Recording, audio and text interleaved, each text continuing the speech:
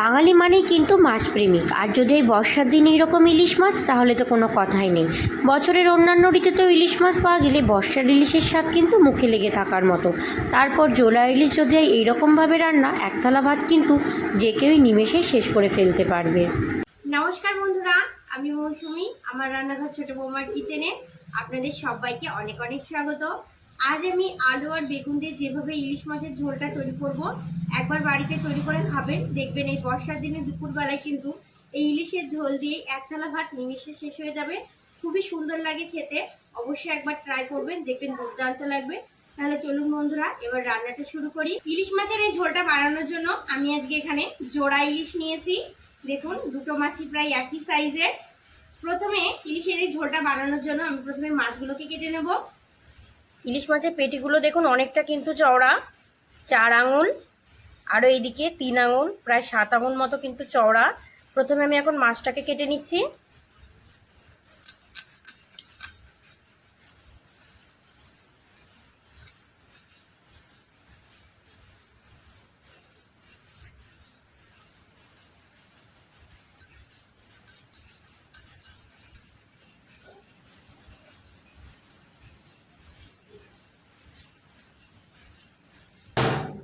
দুটো মাছের আঁশ আমি খুব সুন্দর করে ছাড়িয়ে নিয়েছি। এবার মাছগুলোকে কেটে নেব।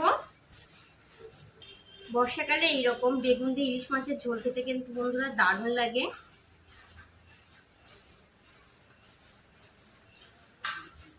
আপনারা কে কে এইভাবে বেগুন দিয়ে ইলিশ মাছের ঝোল খান, অবশ্যই কিন্তু কমেন্টে জানাবেন। আমার কিন্তু বন্ধুরা দারুণ লাগে খেতে।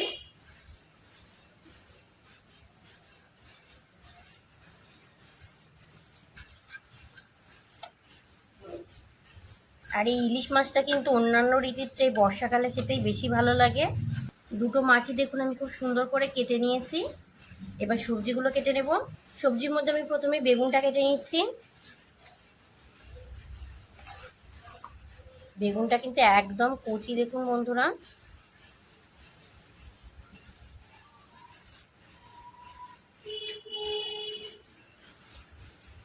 একটু মোটা মোটা করেই কাটবো। এখন বেগুনটা কেটে নিয়েছি। বেগুনটা কাটা হয়ে গেছে, এবার আলুটা কাটবো। আলুটাকে কেটে নিচ্ছি।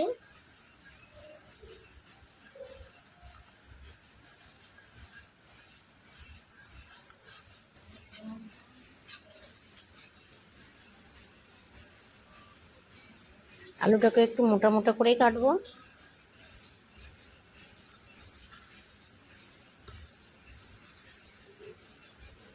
আলুগুলোকেও কেটে নিয়েছি। আলুগুলোকেও নিয়ে নিচ্ছি। মাছের ঝোলে দেওয়ার জন্য কিছুটা পাকা লঙ্কা আর জিরে নিয়েছি। এগুলোকে প্রথমে আমি এখন বেটে নেব। প্রথমে পাটায় জিরেটা নিয়ে নিচ্ছি। এবার পাকা লঙ্কাগুলোকে দিয়ে দিচ্ছি। এবার এগুলোকে বেটে নেব।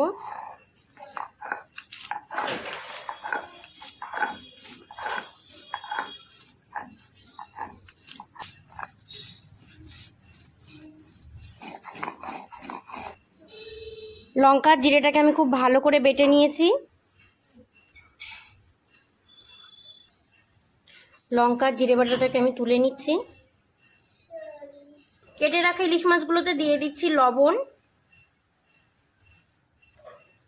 আর দিয়ে দিচ্ছি কিছুটা হলুদ গুঁড়ো। লবণ আর হলুদ গুঁড়ো এখন মাছগুলোর গায়ে একটু ভালো করে লাগিয়ে নেব।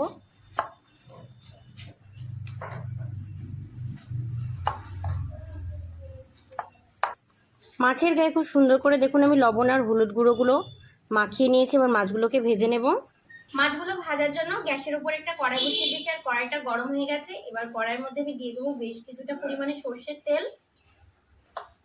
কড়াইয়ের মধ্যে বেশ কিছুটা সর্ষের তেল দিয়ে দিচ্ছি।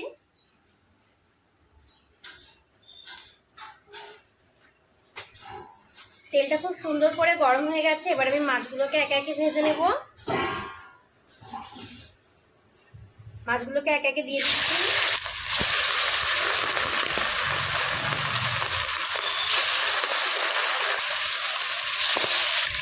মাছের একটা পাশ ভাজা হয়ে গেছে, এবার নিজেকে অপর পাশগুলোকে ভেজে নেব।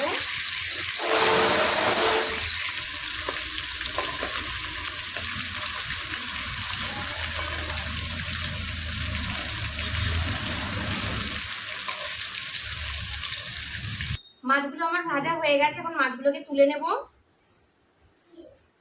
মাছগুলো কতটা সুন্দর ভাজা হয়েছে দেখুন।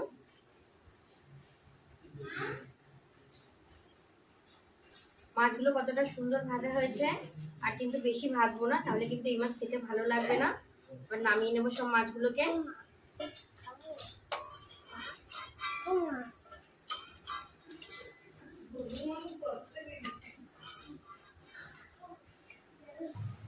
মাছ ভাজার তেলে আমি মাছটাকে রান্না করব।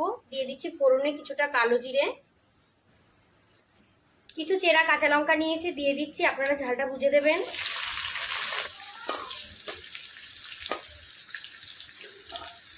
আগের থেকে যে আমি আলুগুলোকে কেটে রেখেছিলাম, আলুগুলোকে দিয়ে দিচ্ছি। সামান্য লবণ নিয়েছি, দিয়ে দিচ্ছি। দিয়ে দিচ্ছি সামান্য হলুদ গুঁড়ো। আলুগুলোকে এবার একটু ভাজা ভাজা করে নেব, নাড়াচাড়া করে।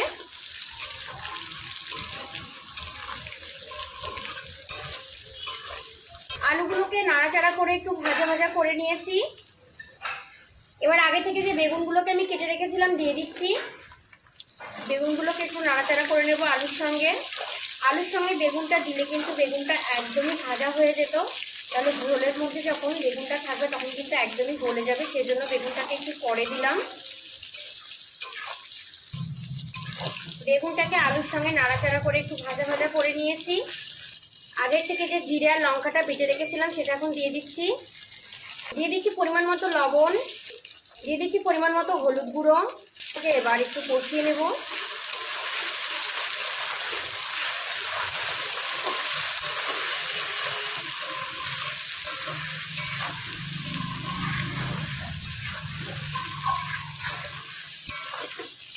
মশলাটাকে আমি ভালো করে কষিয়ে নিয়েছি।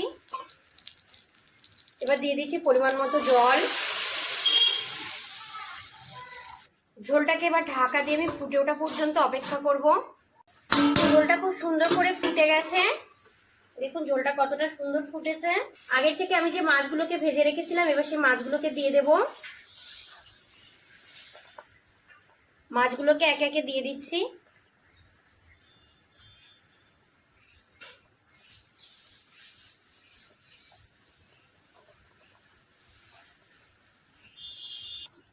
এবার মুড়োটা দিয়ে দেব।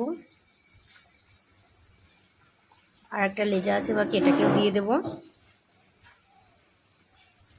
আবারও ঢাকা দিয়ে ঝোলটাকে আমি ভালো করে রান্না করে নেব। মাছের ঝোলটা কিন্তু এখন রেডি হয়ে গেছে। আর কিছুটা জিরে গুঁড়ো নিয়েছি আমি, সবশেষে এখন জিরে গুঁড়োটা ছড়িয়ে দিচ্ছি। জিরে গুঁড়োটা দিয়ে দিয়েছি। এবার ঢাকা দিয়ে আর 1 মিনিট মতো আমি ঝোলটাকে রান্না করে নেব। 1 মিনিট হয়ে গেছে, ঢাকনাটা খুলে নিচ্ছি।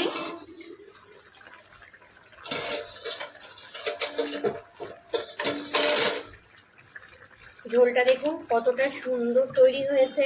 গরম গরম ভাতে কিন্তু অসাধারণ লাগে বন্ধুরা। বেগুন দিয়ে তৈরি ইলিশ মাছের এই ঝোলটাকে এখন আমি নামিয়ে নিচ্ছি। ঝোলটা পুরোপুরি রেডি হয়ে গেছে। ঝোলটাকে এবার একটা বড় বাটির মধ্যে নিয়ে নিচ্ছি। গরম গরম ভাত দিয়ে কিন্তু এই আলু বেগুন দিয়ে তৈরি ইলিশ মাছের ঝোলটা খেতে দুর্দান্ত লাগে বন্ধুরা।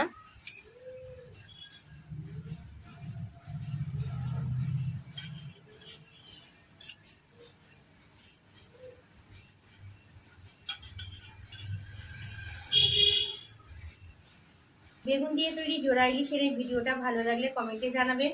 আমার রান্না ভালো লেগে থাকলে চ্যানেলটা সাবস্ক্রাইব করে আমার পাশে থাকবেন নতুন নতুন রান্না দেখার জন্য। ভালো থাকবেন আপনারা সবাই, সুস্থ থাকবেন। আজ এই পর্যন্তই, টাটা।